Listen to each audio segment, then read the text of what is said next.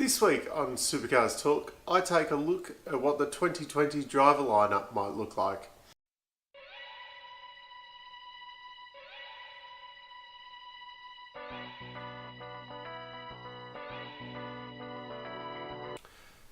Seeing as though we've got a couple of weeks between rounds, I thought it'd be a good time to look at the driver movements for 2020.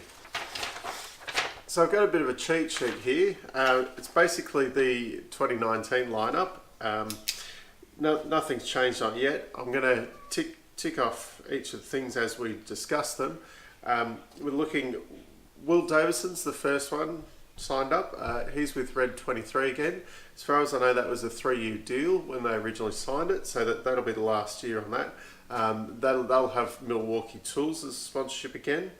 The big one on the list is Scott McLaughlin, DGR Team Penske.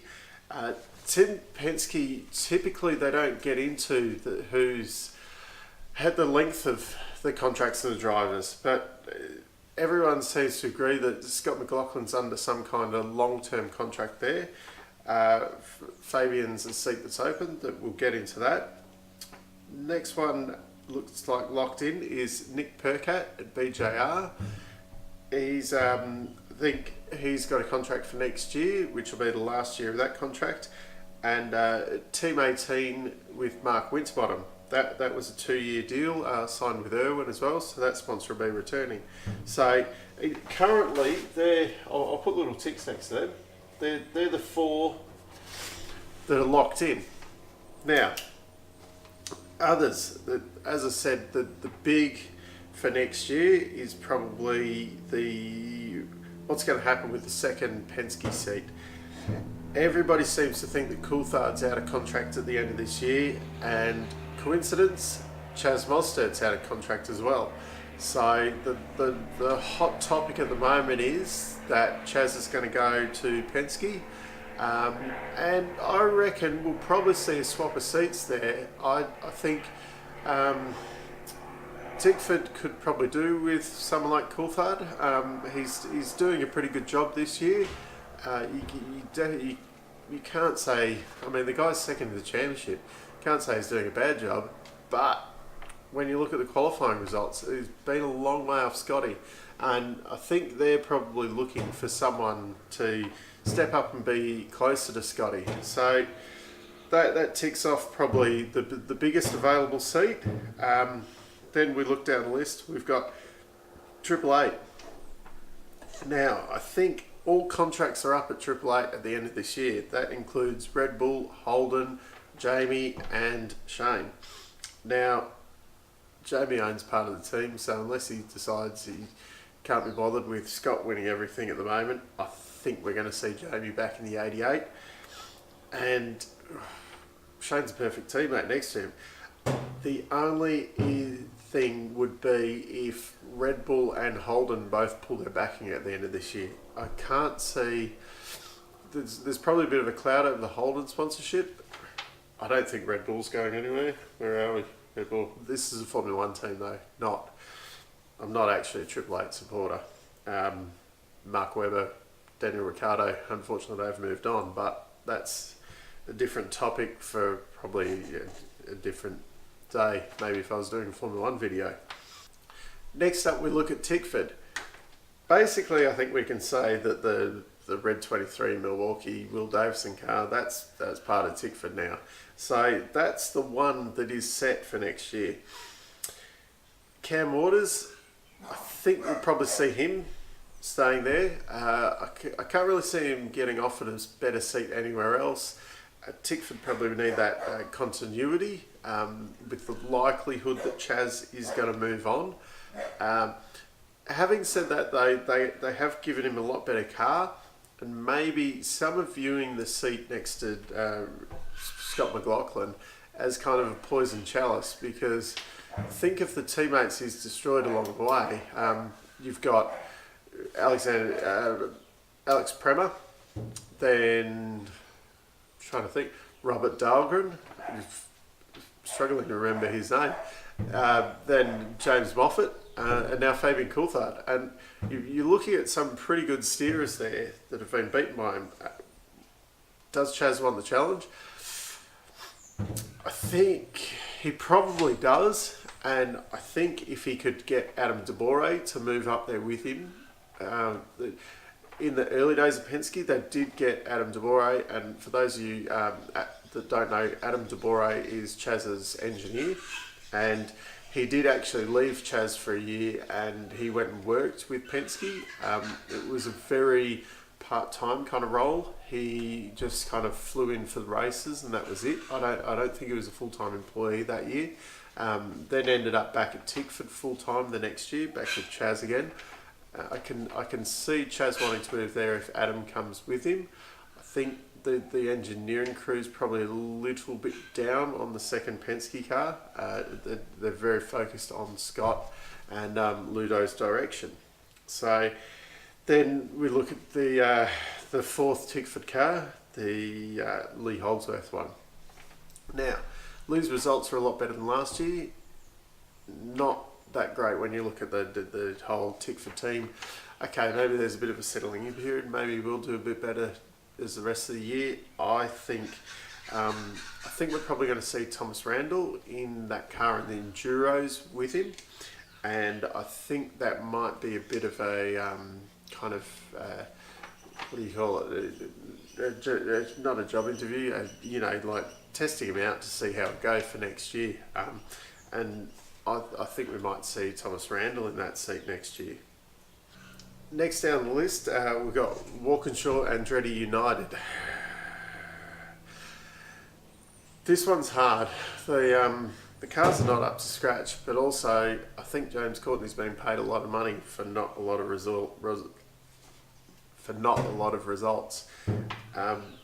If it was me, I'd probably look for someone else, get a new teammate for Scott Pye. I would imagine Scott Pye's probably on about a quarter of the money that Courtney's on. That's a lot of money that could be going into car development. So I'm not sure who you'd get to replace. There'd be a lot of guys out there that are in probably better seats than those two at the moment. But if you went there and there was going to be a lot more money put into development that wasn't going to the Courtney Retirement Fund, which is actually, Courtney's now the oldest in the field, believe it or not. It's starting to make me feel old when someone like Courtney's the oldest driver in there. I can't see him going anywhere else. It's a long time since he won his championship. He's not exactly blowing Scott Pye into the weeds. Tander's out the door now. So, there's not a lot kind of keeping Courtney there, unfortunately. So, I think we might see, I think Scott Pye will end up driving there again. Not so sure about Courtney. Move on to Brad Jones Racing. As I said, as far as I know, Nick Percat's still got a contract for next year. Tim Slade's is up, although I can't see why they'd change. I think everyone's happy there. I'd say that will stay the same. The interesting one is the third car, which is actually the license for that one is owned by Tim Blanchard. So his family owns Cool Drive, which is a sponsor. There is a bit of talk that they want to see their signs down the side of Mustang, which probably isn't going to happen at Brad Jones Racing. So I'm not sure whether they're kind of entertaining the idea of starting up their own team. Penske's wouldn't be interested in doing anything with them. Tickford seems to be full up, so it would probably have to be them start their own thing, or potentially side with someone else who's interested in swapping to a Mustang. Watch this space. The other interesting thing will be whether Macca Jones, whether he continues or whether that's part of him being at BJR, which then also leads, if Tim Slade's up for contract and Macca's out the door on the third car, could we see Slade moved aside for Macaulay to take over the number 14? Right now, I think we might skip over Techno because reasons. Gary Rogers. Now, Boost Mobile had decided they wanted Richie in the car instead of Garth Tander. So Richie's results have actually started to get better, and I think there's a lot of frustration in his driving. So the results haven't been, great, and then he's been getting frustrated and getting himself involved in incidents. I think he's starting to move further up the front. He's not up the front, but instead of qualifying 24th, over the weekend he was kind of around 15th or so off memory. So I think as those results start to lift, and he's engineered by Richard Holloway, who's brilliant as well. I think as he moves up front, his results will just get better and better, and it'll be a bit of a snowball effect. I think that'll start lifting the whole team. The bigger question for me would be James Golding. While I've seen Richie's results have, started to improve a bit, we haven't seen too much from James. Could be time, to move on. As I recall, Garry got rid of a certain Jay Whincup many, many years ago for a lot less results. Erebus.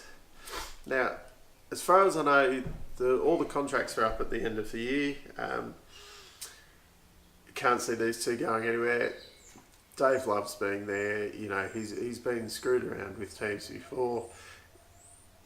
Betty's come in. He's having a great time, and Anton's doing a great job as well. So unless someone from one of the bigger teams, but really now, Erebus are kind of one of the big teams now.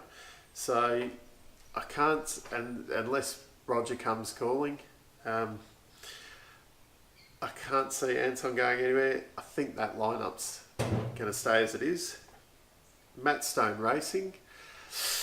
This one, the problem for them is they've leased their licence off Jason Bright. Now, you can only lease a licence for 2 years. So the licence is actually coming up at the end of this year. So that means Brighty either has to move it somewhere else or he has to sell it. Now, potentially, I did hear a little bit of a rumour about with the Blanchards and Cool Drive and that. Patronus knocking on the door as well. Could be a bit of a two-car Mustang team kind of set up with Bridie. It's pure kind of speculation, rumour at the moment. Who knows whether it's got any legs. At the end of the day, Matt Stone's going to have to find a licence somewhere, whether he buys the Jason Bright one, or potentially he could buy one of the ones that got handed in at the end of last year, the Tickford or the 888 one. So I think Todd Hazelwood's doing a good enough job for him to stay though. And last but not least on the list is the Kellys. So this is an interesting one. Rick, as long as he's happy driving, Castrol love him as their driver, so Rick's not going anywhere, no matter what people say. Rick's in there, as long as he wants. Simona. Now, she originally had a 3-year contract with V8 Supercars and Harvey Norman and all that. That comes to an end this year. Now, she's not doing a bad job, but if she isn't bringing Harvey Norman money or someone else's money, she's going to lose that seat. There's no doubt about it. She's not doing a bad job, but the results aren't good enough if you're not bringing money. So Simona just purely depends on whether Harvey Norman wants to continue sponsoring or whether someone else wants to step up. Garry Jacobson, basically the same thing. I think he was the best available driver with the best monetary package. And Heimgartner's doing a pretty good job. He's definitely stepped into the Caruso position really well, kind of keeping Rick honest. Once again though, if someone comes along with more money, I think they're going to take that seat. It's a bit of a shame because I think Andre's probably a little bit underrated, but also having said that, I don't think he's one of the top kind of tier drivers. I don't say if you put him in the Penske car next to Scott, I don't think he wouldn't be doing any better than what Fabian's doing at the moment, which is not a bad job, but it's not, the kind of job Scotty's doing.